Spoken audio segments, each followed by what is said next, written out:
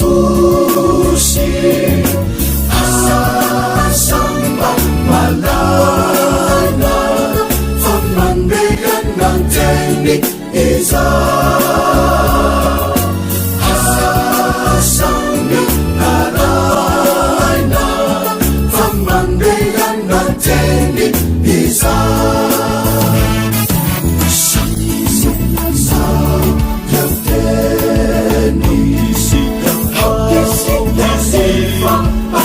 Mandika Habang bersundusu di tengah Siap bisa salahku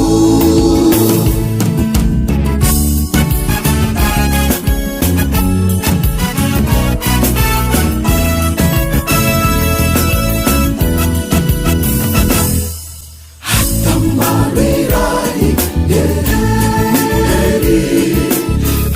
Sikap itu ribeni Nanti fantasia Visan minum dan najik Kristi Nanti rahasia Visan minum dan najik Kristi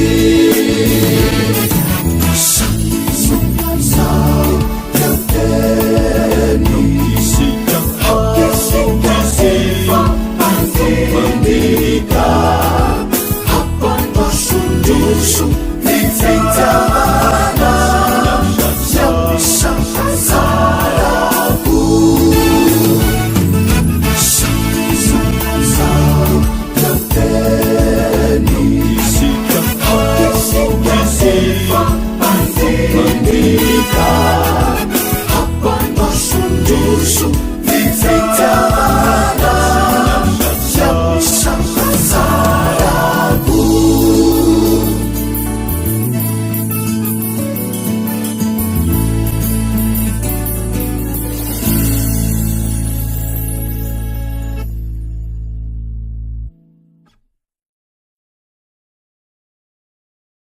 Long ago, God sent the angel Gabriel to a young woman named Mary. Mary was about to be wed to a man named Joseph, one of the descendants of King David. The angel said to Mary, "Greetings, you who are highly favored. The Lord is with you. Do not be afraid, Mary. You have found favor with God.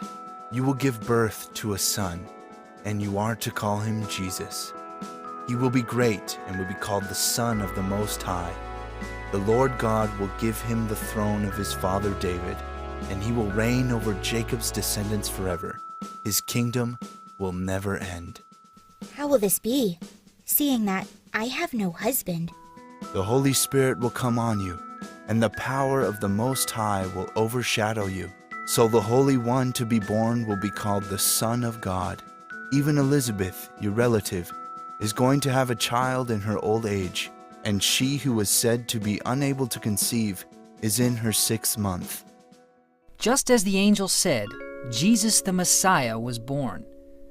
Before Mary and Joseph were married, Mary became pregnant through the power of the Holy Spirit. Many people ridiculed Joseph because his wife was pregnant outside of marriage, but because he was a good man, he did not want to disgrace Mary publicly. He decided to break their engagement quietly. One day, while Joseph was dreaming, an angel came to him and said, "Joseph, son of David, do not be afraid to take Mary home as your wife, because what is conceived in her is from the Holy Spirit. She will give birth to a son, and you are to give him the name Jesus, because he will save his people from their sins."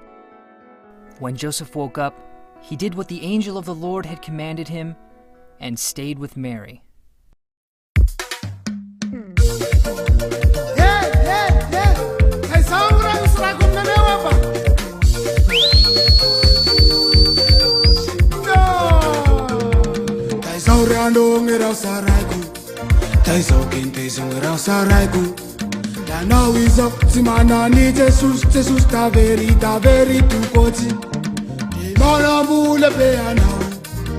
Margabu me balandau, inura Yelilura, Angana, Nola Klu, Patita, Variable, Jam, now to sushi.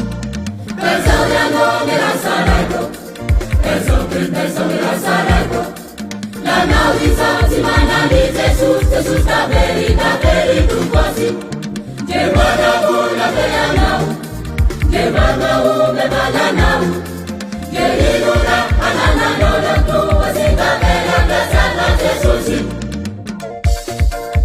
Sailai, Avere sem now to sushi. Ineso me, Jesus se banana, ineso no anukuasi. Ma pesa se meni tasusi to meni mihosi Tasua vatla semana Taso pakena miana Vomai kamia sotu kosi La miana kami tesusi Ta pesa usua zenu menena Ta pesa usua tasiana Okele, orano, obela Senda sarai pamina Tasua vatikosi nimbana, yeah. Taso patena miada For my kami ashwa tukoti, yeah. Tamara kami tesusi Tapesa usua zenu menena Tapesa usua tasiana Okele, orano, obela Senda sarai pamina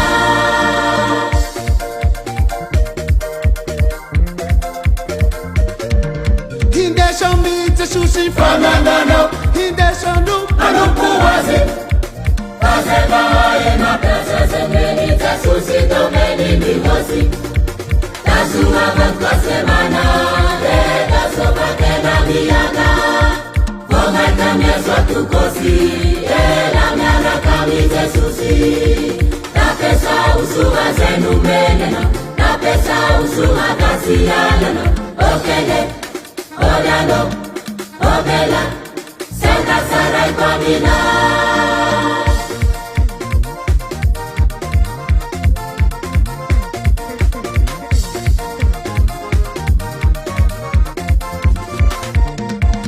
Ezoliano mera Saraiko Ezo mera Saraiko La naudiza simana di Jesus Jesus da veri tu quasi Llevada una pelanau Llevada una balanau Yelilura, anana no la tu Asita vera plaza la Jesusi Ineso me, Jesusi banana Ineso no anukuwazi Fazema haye mapesa semeni Jesusi tomeni mihosi Tasua vatla semana Taso pakena miana Voma kamia swatu kosi La miana kami Jesusi Tapesa usua zenu menena Tapesa usua tasiana Okele, orano, obela Senda sarai pamina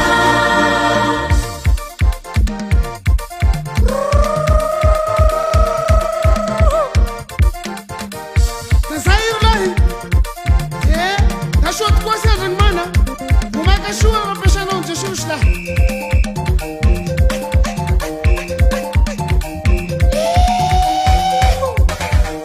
Saiti bakera bumna yanzi.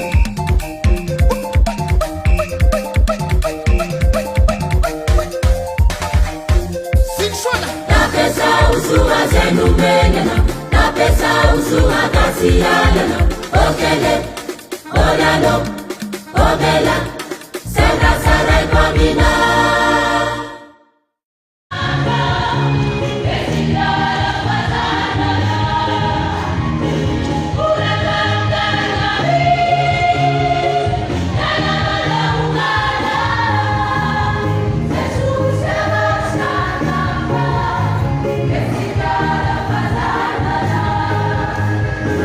Mana caria,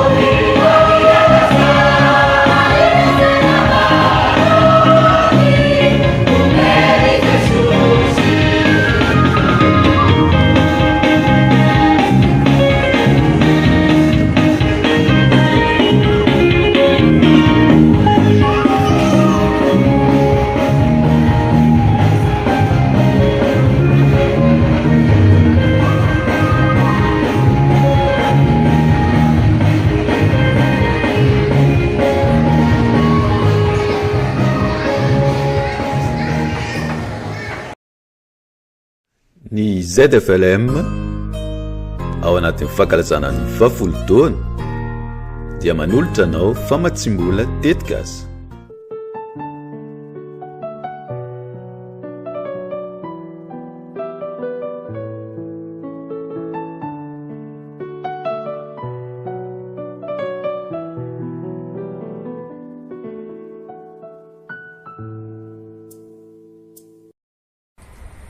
Falmiarahaba anareo rehetra izay manaraka an'izao tambazotra serasera izao ny tenako. Ny projet de financement dia famatsiana ara-bola avy eto amintsika ZFLM ka amin'ny ampahany izy io ary izay maharaka ny fepetra sy maharesy lahatra dia izay no tolorantsika ny vola amin'ny 420 ny volana me amin'ny andro ny famaranana ny 10 taonan'ny ZFLM. 20 janoary ka hatramin'ny 2 aprily alefaso ny dedikasanao raha sampana fikambanana vondrona mpandray misy 5 ka hatramin'ny 10 ka manana dedikasa andraisa anjara.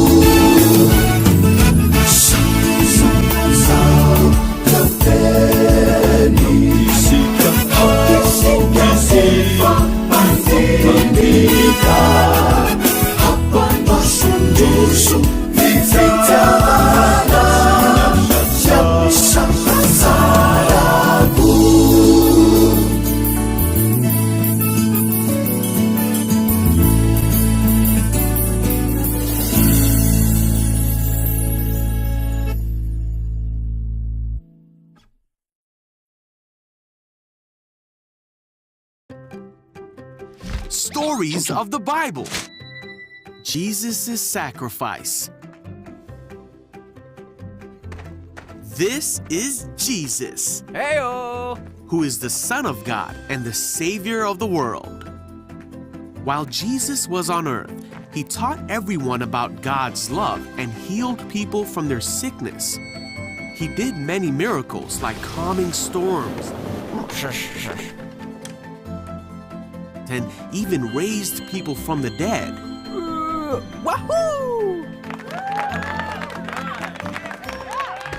The Jewish leaders and teachers did not like what Jesus was doing or how he claimed to be the Son of God. And so they made a plan to arrest him to get rid of him once and for all.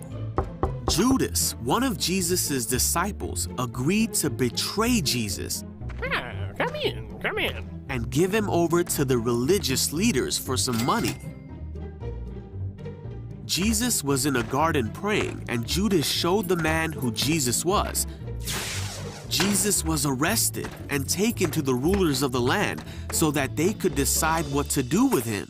Jesus was presented before the high council, and they asked him if he was the Messiah, the Savior of the Jews. They asked him if he was claiming to be the Son of God. You say that I am. And the council was furious, and they shouted that Jesus was guilty and he deserves to die.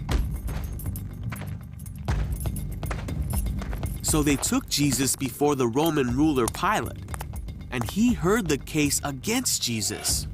Pilate didn't think that Jesus had done anything wrong. Seems okay to me.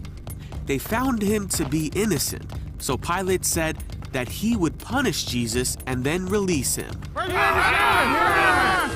What? But the crowd kept screaming louder and louder, "Crucify him! We want him dead!" And because of the pressure of the crowd, Pilate turned Jesus over to the Roman soldiers to be crucified.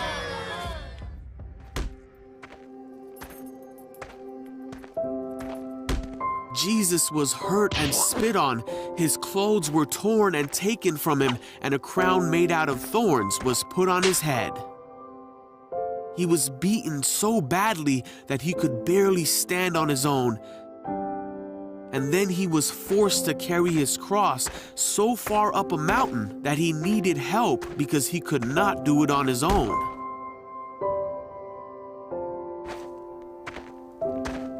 Once Jesus made it to the place where he would be crucified, called the skull, the soldiers around him nailed him to the cross and waited for him to die. While Jesus was hanging on the cross, many people shouted to him, "If you really are the Son of God, save yourself from the cross." But Jesus knew he had to die to forgive his people for their sins. At noon, darkness fell across the whole land. 3 hours later, Jesus took his last breath and finally died. At that very moment, the curtain in the temple that separated the priests from God's holy place tore in two. A soldier watching the whole thing said, "This man truly was the Son of God." Then a righteous man named Joseph came and placed Jesus' body in a tomb. 3 days passed, and it seemed that there was no hope. But very early on Sunday morning, the woman who cared for Jesus went to go visit his body and found that his tomb was empty and that he was no longer there. "Don't be afraid," said an angel. "He is not here. He is risen." At this, the woman remembered that Jesus had told them that he would rise again on the third day. And ran to go tell the disciples what they had seen and heard. Huh? Hey-oh! Ah! And then for the next 40 days, Jesus appeared to his disciples and many others and showed them that he was alive and well. He taught them that what he did was the only way that they could be forgiven and be with God forever. For God so loved the world that he gave his one and only Son, so that everyone who believes in him will not perish but have eternal life.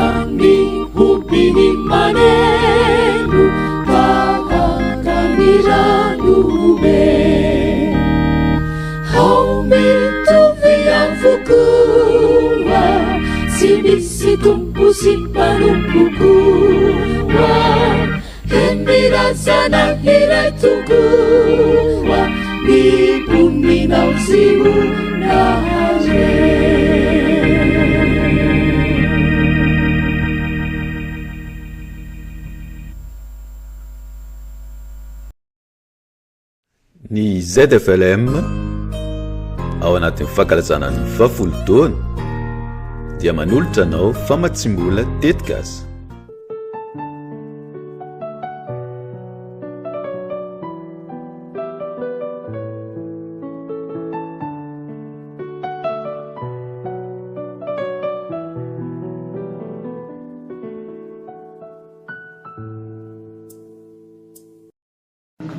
Ny kristiana rehetra mpandray ny fanasan'ny tompo ao anatin'ny fiangonana Loterana-Malagasy no mpandray anjara na afaka mandray anjara ny amin'izao tetikasa izao. Fa ny angatahana kosa dia nivondronana izy ireo ao anatina fikambanana ahitana mpikambana 5 ka hatramin'ny 10. Izy ireo namolavolan'ny tetikasa ahafahany manangana sy manolotra izany azahoana ny famatsim-bola. Eo koa ireo sampam-pikambanana ao anatin'ny fiangonana ary ireo fikambanana miorina ara-dalàna ao anatin'ny fiangonana. Ianareo koa dia afaka mandray anjara ny amin'izao tetikasa izao. Mariana manokana fa ny pastora sy ny sampandrara dia mbola tsy tafiditra aloha ny amin'ity fanohanana ity. Misaotra to. 20 janoary ka hatramin'ny 2 aprily alefaso ny tetikasanao. Raha sampana fikambanana vondrona mpandray misy 5 ka hatramin'ny 10 ka manana tetikasa andraisa anjara.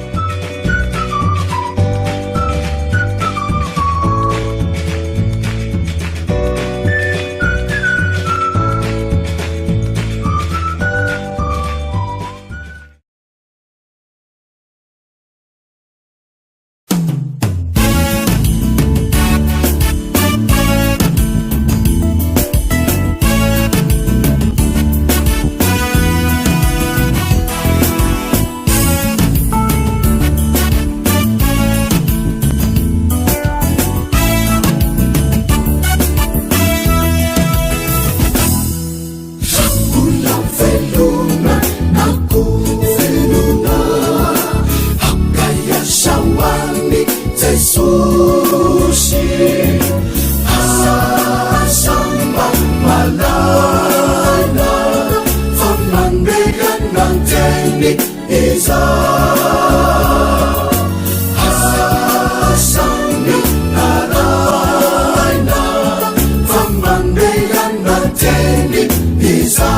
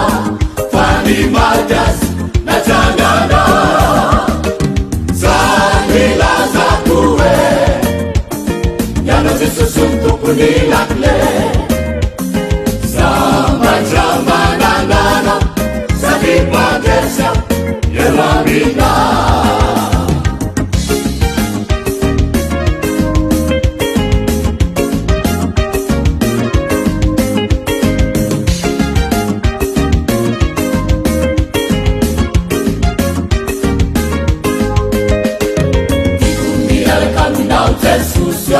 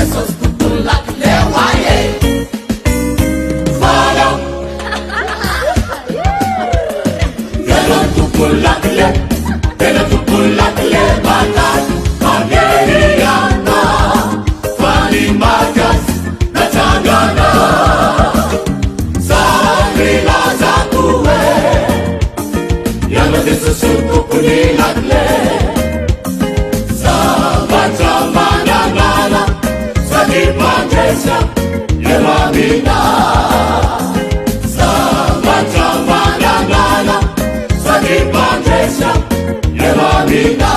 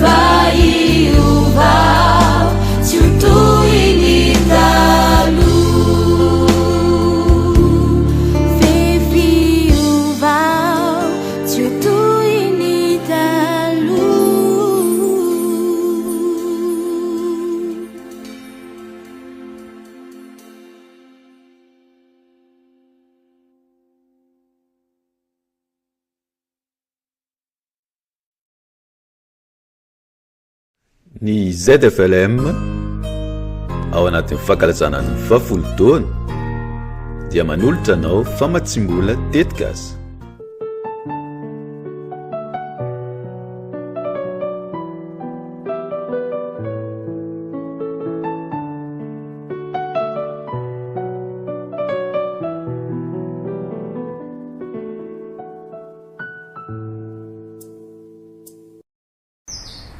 ho anareo ary zay manana tetikasa fikaliana tia azo amin'ity famatsim-bola amin'ny ampahan'ity dia alefaso ato amin'ny adresy mailaka ny Loterana-Malagasy @gmail.com ny mombamomba ny tetikasanareo a sy ny atesta milaza fa mpandray fanasan'ny tompo amin'ny fiangonana Loterana-Malagasy ianareo. Ny farafandraisana ny antota-taratasy rehetra mahakasika an'ity projet de financement ity dia amin'ny 13 volana aprily. 9 janoary ka hatramin'ny 10 aprily alefaso ny tetikasanao. Raha sampana fikambanana vondrona mpandray misy 5 ka hatramin'ny 10 ka manana tetikasa andraisa anjara.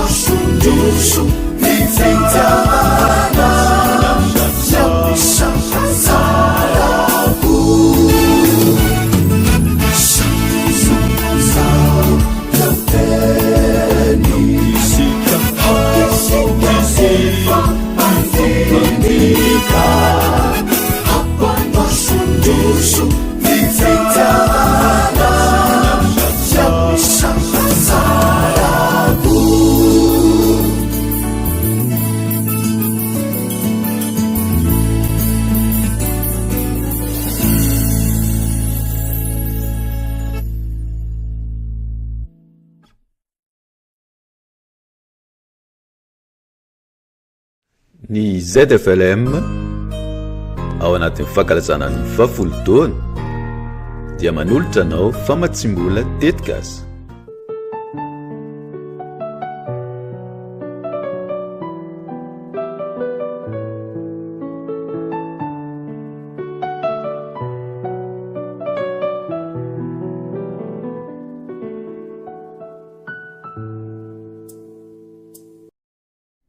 Zavatra telo no tonga ato an-tsaiko mifandraika amin'izay fanontaniana izay. Voalohany nisy fandaharana izay antsoina hoe fitiavana sy asa tsara. izay vokariny ZFLM TV izay nanasana mpisehatra anankiray eo amin'ny lafiny fambolena sy fiompiana. Dia izy no nametraka fantaniana toy izao hoe nahoana moa raha mivondrona ianareo ZFLM any andafindrika reo dia manana atao hoe petrabola izay afaka hanoanana tetikasa iray dia ianareo no misafidy ny tetikasa izay irinareo hotohanana. Dia rehefa taorian'izay resaka izay dia nanao fakan-kevitra tao amin'ny ZFLM izay nanontaniana hoe vonona ve isika 7 no namaly ny antso tamin'io fakan-kevitra tamin'ny 2 aogositra 2024 io. Nisy ihany koa ny fampianarana izay nentin'ny Ray aman-dreny pastora izay mitondra ny lohahevitra manao hoe ny fiangonana sy ny sosialim-bahoaka izay mivohy indrindra ny amin'ny asa diakonaly. Ireo teboka telo ireo zany no ainga na tosika izay nahafahanay nivondrona ny aran'ny vory tamin'ny 12 janoary 2024 teo andinika hoe inona no atao raha irositsika dia inona no fipetrapetraka ahoana ny fahavitriantsika manao izany tetikasa izany ary izao tonga amin'izao fanatanterahana izao famatsimbola ZFLM izao. 20 janoary ka hatramin'ny 2 aprily alefaso ny tetikasanao raha sampana fikambanana vondrona mpandray misy 5 ka hatramin'ny 10 ka manana tetikasa andraisa anjara.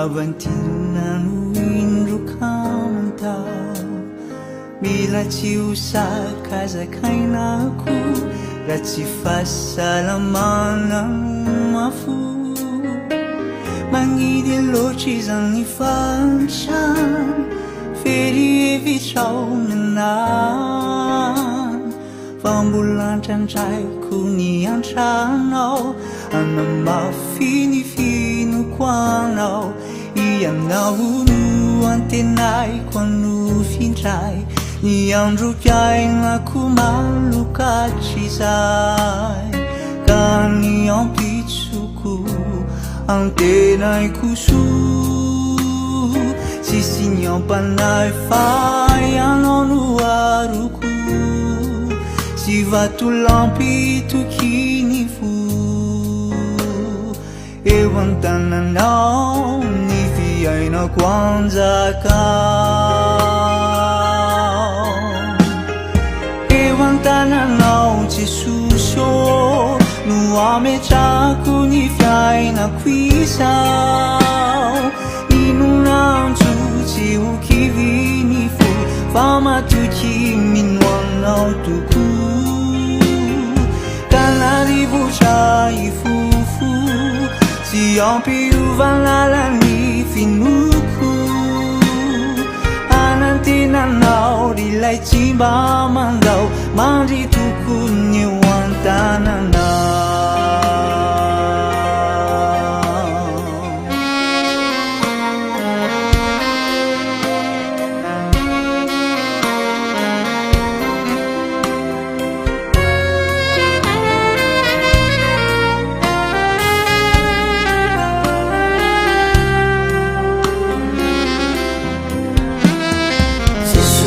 Apetrako eo aminao izao sedra sy fitsapany izao mampahorizany fanahitro ka toloko tomany reny fo nandrandra famonjena avy aminao ny fiainako milanao totrakiny ady mpiainanao ka tolory ny tananao ao ianao no antenaiko alofindray ny androm-piainako malokatrizay na ny ampitsoko antenaiko so sisiny ampanay fa ianao aloko sy vatolapitokiny fo eo an-tananao ny fiainako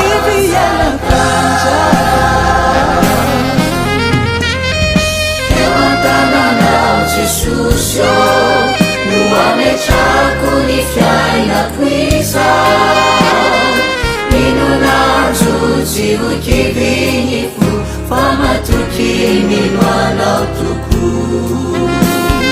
ka narivotra ifofo sy ampiovanana ny finoko anantenanao rilay tsy mba mandao mandritokony eo an-tananao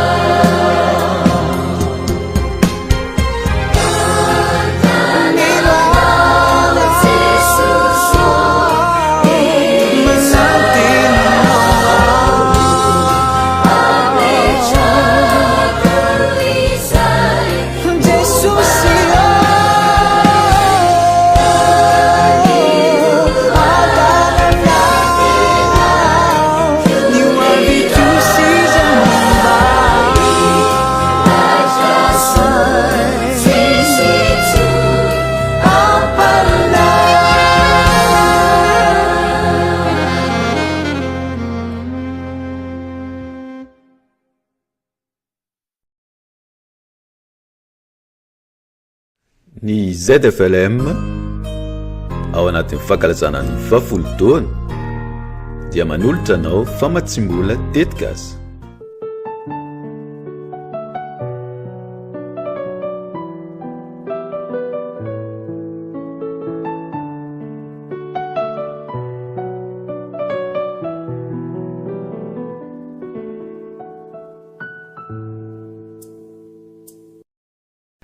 Amin'izao voalohan'izao dia tsy nametraka marobola manokana hotratrarina izahay. Ny loharanom-bola amin'io tetikasa io moa dia mazava ho azy fa izay arotsaka ny ZFLM monina ivelan'ny Madagasikara. Amporosiana ihany kosa nefa ireo izay monina ao Madagasikara ka afaka andrainjara amin'ny fanohanana ny tetikasa. Afaka arotsaka reo indray metaona zany fandraisana anjara zany na koa arotsaka nareo tsy kelikely fa ny zava-dehibe dia mandray anjara manohana ny tetikasa izay hanampitsika ireo izay sahirana sy mila izana eo anivon'ny fiarahamonina. 20 janoary ka hatramin'ny 2 aprily alefaso ny tetikasanao raha sampana fikambanana vondrona mpandray misy 5 ka hatramin'ny 10 ka manana tetikasa andraisa anjara.